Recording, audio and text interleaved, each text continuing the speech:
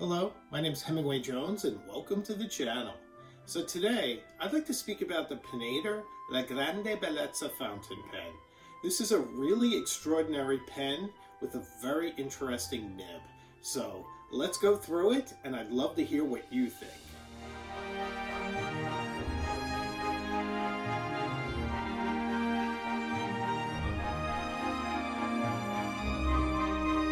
So first of all, let me just mention I have a really hard time with this name. I mean, if it's being pronounced in Italy, I'd imagine it'd be close to Pinaider. And I want to say that when I'm going next to La Grande Bellezza. So it's messing me up completely. But I've heard people here in the United States calling it Pinaider or Pinaider. So I'm probably going to say it 3 or 4 different ways, and that's just the way it is. So I apologize for that in advance, and I'll just do the best I can. So let's go through this amazing pen. First of all, the proprietary ultra resin material feels very lightweight and very warm in your hand.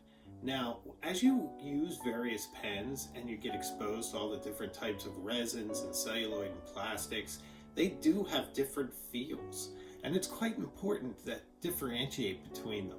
So in this case, this feels close to whatever the Montblanc Meisterstück 149 is made out of.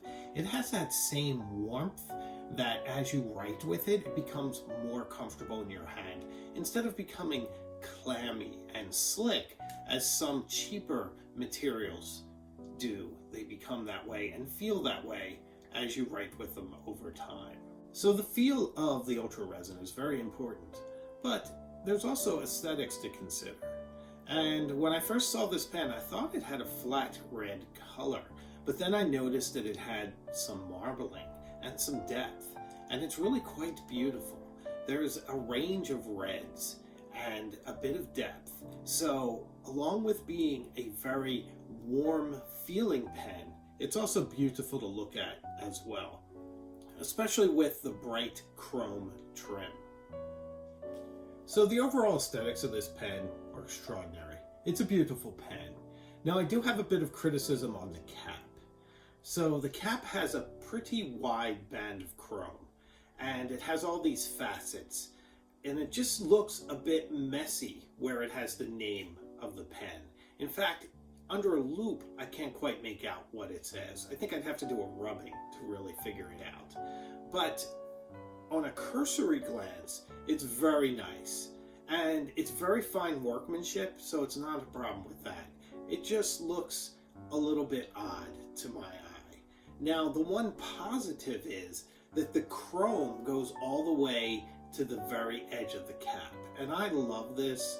So many pens have that bit of really brittle plastic that goes from the chrome band to the edge of the cap. And you just know that at some point, if you should drop it the wrong way, that is going to get chipped or cracked or whatever. And that's pretty awful. I worry about this particularly on a pen like my Pilot Custom 823. That little bit of plastic just looks so brittle, and I just worry so much I might drop it one day. So you don't have those fears with this pen. It does seem to be very tough in how it's engineered, so every edge, should it fall, will meet some kind of metal, which is nice. Now, another bit of criticism is the clip. The clip is in the shape of a feather or a quill. I can't quite make that out. But it's very nice, but it's a bit asymmetrical. Now, it works fantastic, and it sounds a little bit nitpicky, but I'm here to review pens, so I'm supposed to get a bit nitpicky. But I just prefer it when a clip is in a straight line, and just seeing it go slightly off kilter just throws me off a bit. There's something about it that violates my sense of order. Nevertheless, the clip works well, the chrome is beautiful, it's finely finished, even under a loop, it all holds up. There are no rough edges, no bad buffs or anything else. It's quite a lovely pen. So I love that this is a piston-filled pen. Those of you that have been following me for a while over at TikTok know that I love piston-filled pens.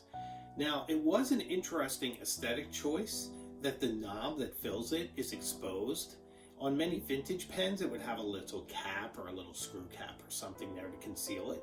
Nevertheless, it doesn't look untidy or unfinished, but it is interesting. It's also interesting that they've included the magnetic key that you use to fill it. Now, I've filled it with the key and it is very, very easy, but I've also filled it without it. And that's fine too, although I prefer it with it.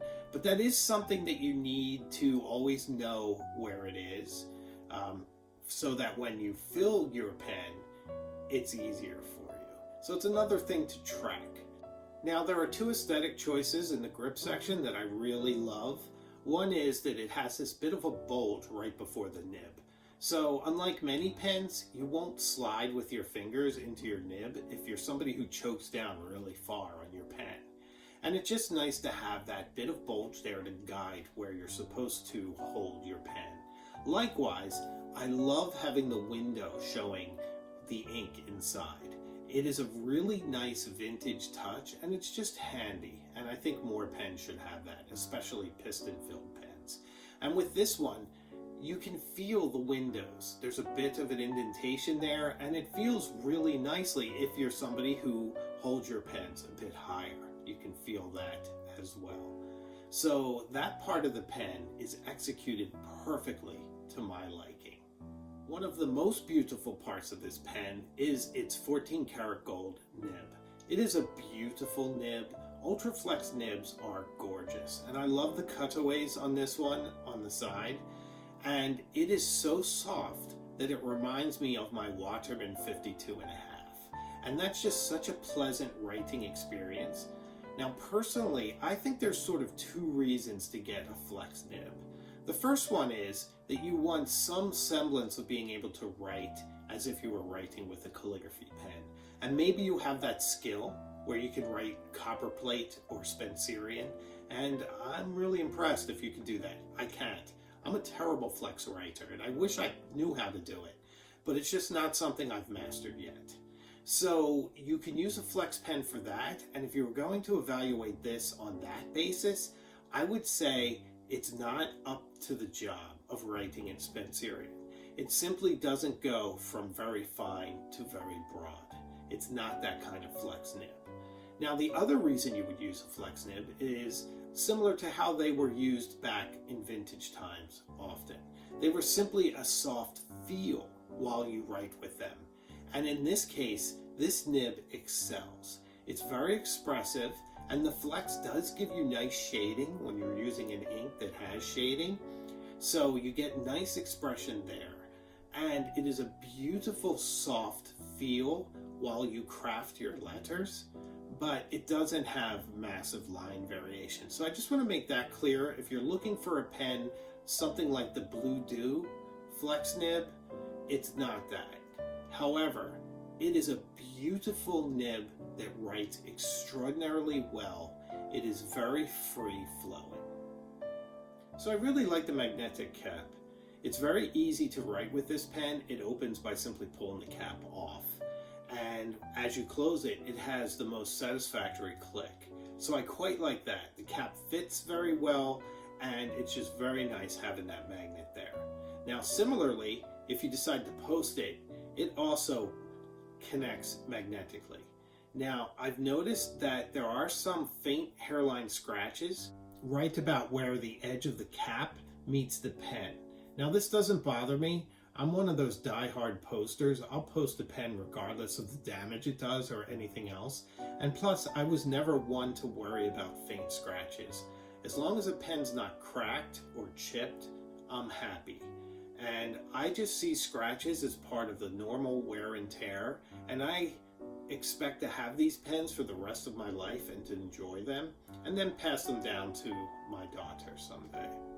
But I did want to point it out in case you're someone who's very obsessive about the finish on your pen. You might not enjoy that bit of scratching, so you may choose not to post it. So this pen is about $500 US at full retail. I've seen it anywhere over $300 or so online at the various pen shops, depending on which nib you choose. It's also available at their flagship store in Rockefeller Center if you happen to be in the New York City area. So is it worth that kind of money? It is very much a luxury pen. It feels similar to the Montblanc 149 in its feel.